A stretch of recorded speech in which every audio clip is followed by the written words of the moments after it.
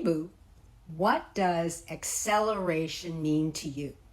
Most likely it means gaining speed, accelerating your vehicle to merge onto a highway or pass another car, right? Now, what about when your life accelerates?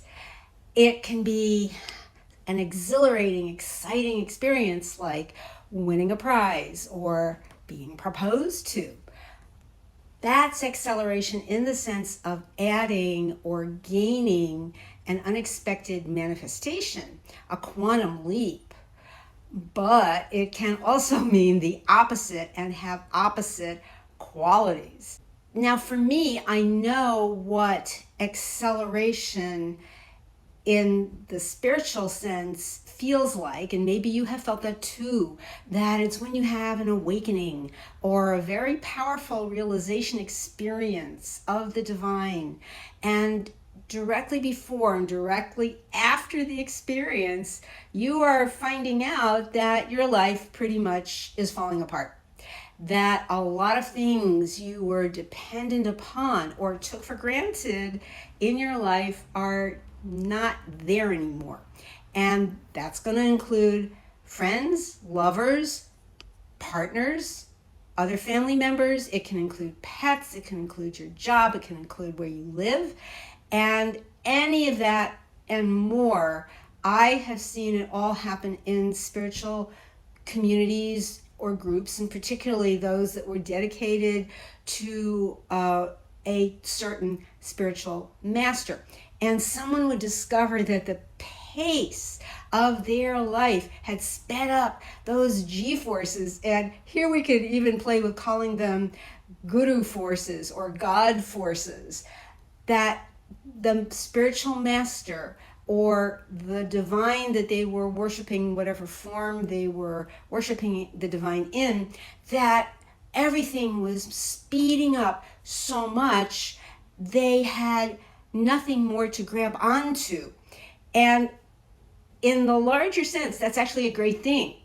But it can be incredibly disorienting and really traumatizing and scary in the moment, unless you can approach it from a place of centeredness that is known as equanimity, having equipoise, as it's known in Eastern wisdom. The equal vision, eye of the hurricane state, where you're simply the witness of what is coming and going. It's like being in the control tower where the planes are, where you're noticing planes landing and coming down and going out again, where they're taking off on the runway. So that's something that happens when your life is accelerating way faster than you are used to, than you expected. And that is called, on the spiritual path, that's called your sadhana, your whole drive forward in connecting deeply with God, the operant power force within you. But because it's moving at that speed, at this warp speed, it can bring up the freeze syndrome, slamming down hard on the brakes, because now all your fears are rising up in front of you and you go into panic mode. People in the spiritual community I mentioned earlier would inwardly ask in their meditation, they'd ask the gurus, please slow down the pace of my sadhana. It was moving so fast and they wanted to adjust to their new normal. And yet nothing stays the same. It's chaotic, non-linear. The only constant is change. Have you noticed that, boo? Like nothing in life sits still for very long. Like when the cat gets the zoomies at 4 a.m., the baby is crying, the car needs gas, the devices need charging. And manifesting is moving fast. Neville Goddard talked about getting off the hamster wheel, the Groundhog Day wheel, instead of going around in circles. Seeing this come up again and again, now you are spiraling upward Spiraling upward, this is not the same as spiraling out of control, not the same as flaming out. It's a very focused spiraling upward toward the highest. At the same time as you're going further into yourself, you're also going higher, deeper and higher at the same time. And this is also why we panic. The ego is fighting to hold on. So, how does this relate to your manifesting? How does this relate to your desire? And by the way, if you've had experiences like that, let me know in the comments below. Would love to hear how this impacted you. And did it keep you frozen in place? Or to get you propelled forward? What actually happened for you? And that soaring higher is knowing you are the operant power, and also coming from a place that Neville Goddard called the promise. Neville talked about the law and the promise, and the law of assumption. And the promise is experiencing your state, your existence moment to moment as God, seeing with God's eyes, God seeing through your eyes, letting God see through your eyes, hearing through your ears. You're not then attached to what's coming and going.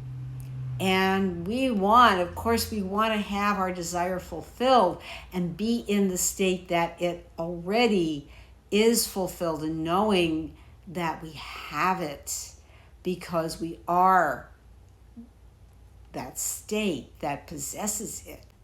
Here's what the Tao Te Ching says in verse 48. Learning consists of daily accumulating.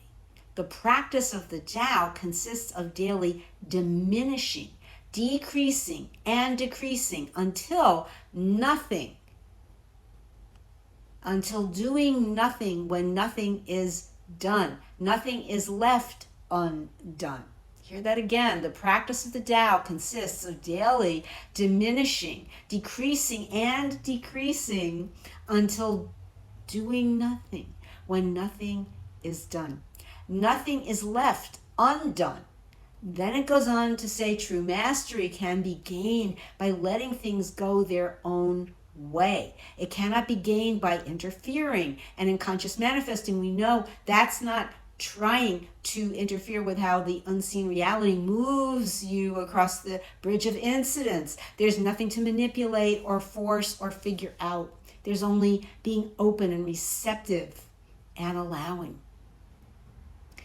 And there's a commentary in the edition of the Tao Te Ching by Dr. Wayne Dyer, and he adds to it. He says, in order to live in my experience of the Tao and live by its principles, I practice decreasing my reliance on things. So this comes back to that experience of accelerating so much that things are falling away, which is a way of triggering or catalyzing us to drop that heavy attachment that keeps you stuck, that keeps you treading water, and that really enables you to soar and spiral higher, as Neville said.